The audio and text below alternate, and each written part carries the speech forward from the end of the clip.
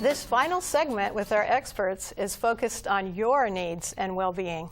They'll now share with you some of the rewards and joys of their work and what they do when they need a break.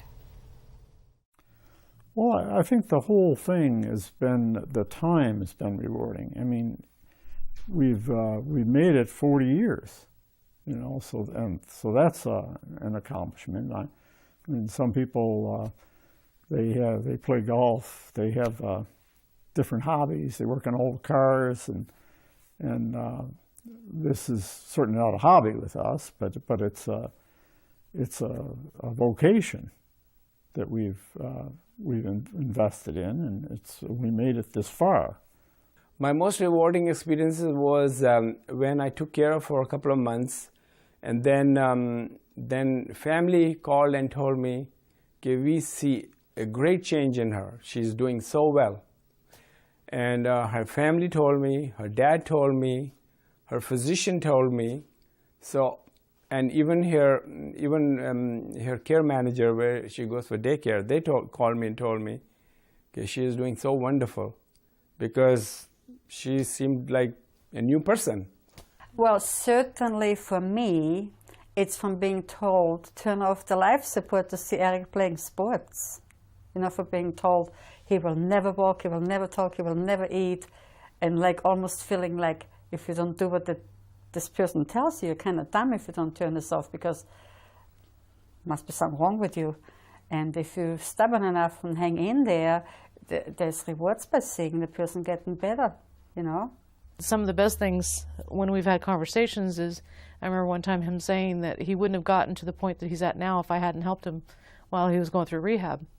You know, it's been the gamut of, you know, really wonderful, wonderful feelings, like, you know, like you're happy you can do anything and make my son's life better, to feeling exhausted and like, you know, what am I going to do? I can't do this anymore. So, huge gamut of feelings.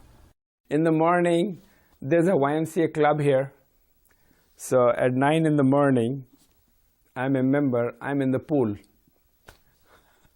So 1 hour I'm swimming in the water, and I think I feel so great.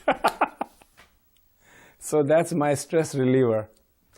So when I come back at 10 o'clock, and after I swim, I feel so great.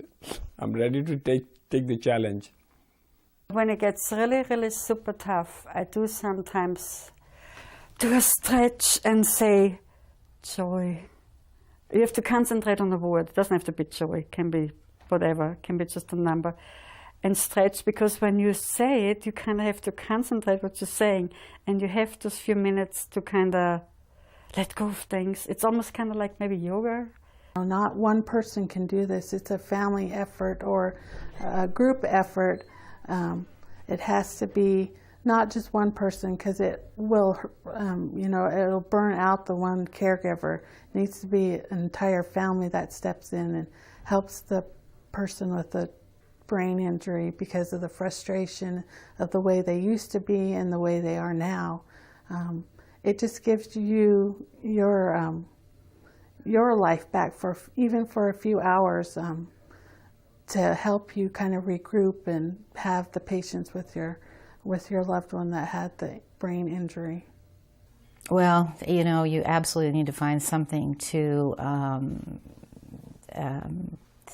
take care of yourself. And I do have those things. Sometimes when I leave here, I go immediately to a movie. And that's one of the things that I found way back when he was in the hospital and when he was in a long-term rehab program.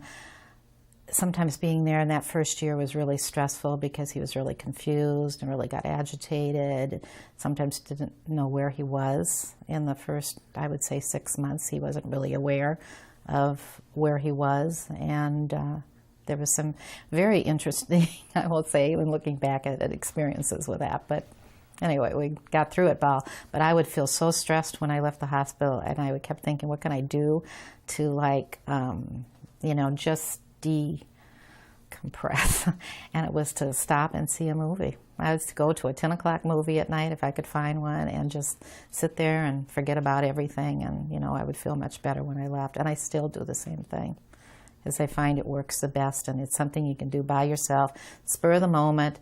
You don't have to make plans with other people. I just go by myself.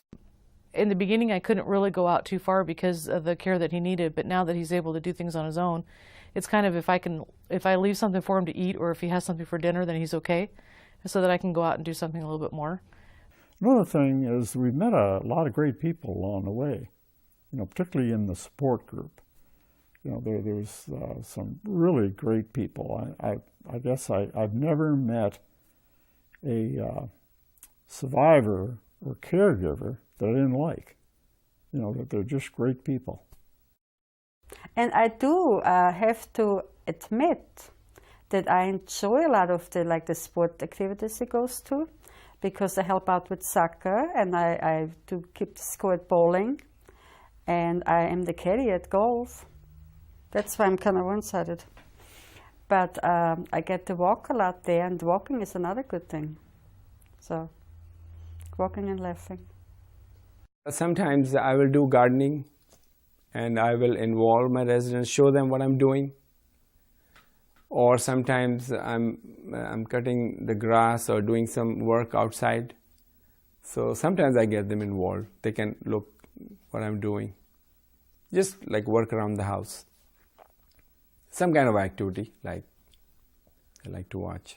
Now that Eric does belong to some groups, like on a Wednesday night, I have 2 hours, almost 2 hours, with another mother. So then we sometimes just complain.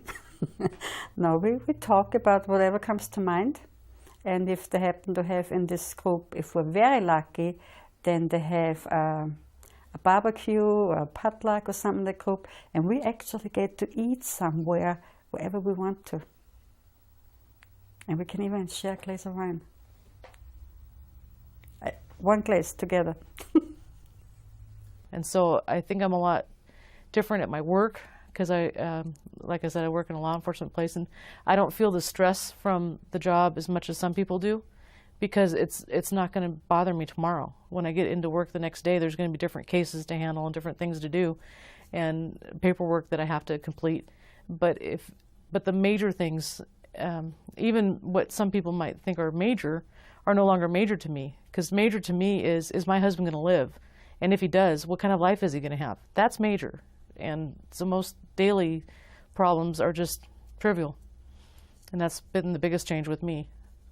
I maintain a lot of friendships and try to see my friends as much as I can. I started having a all-girls night at my house about once every 4 months or so, because I had trouble seeing everybody because I just didn't have the time. So everybody decided that they would bring food if I had it at my house. So we have a great time, and we do this about every 4 or 5 months. You need to learn how to let go of things. Like I said, for me, housework, because I used to like it like in a hospital, everything very, very clean, and I just, okay, I'm too tired now for cleaning this dust. I'm gonna sit down with him and watch a TV show, and also take shortcuts with cooking, and you know, it's just kind of, you have to do that. You really have to do that, because you cannot tire yourself out so much. You won't be of any help to somebody else when you can take care of yourself.